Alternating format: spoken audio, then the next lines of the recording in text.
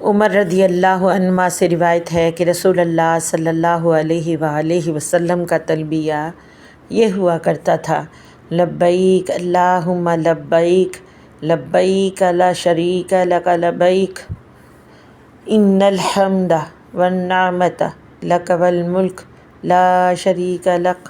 میں بار بار حاضر ہوں، اے اللہ میں تیرے حضور حاضر ہوں، میں حاضر ہوں، یقیناً تمام تعریفیں، ساری نعمتیں تیری ہیں اور ساری بادشاہت بھی تیری ہے، کسی بھی چیز میں تیرا کوئی شریک نہیں۔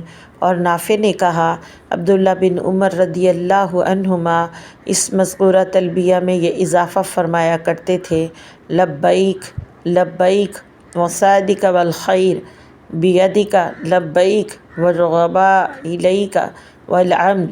میں تیرے سامنے حاضر ہوں، تیری اطاعت کی ایک کے بعد دوسری سعادت حاصل کرنے کے لیے ہر وقت تیار ہوں، اور ہر قسم کی خیر تیرے دونوں ہاتھوں میں ہے۔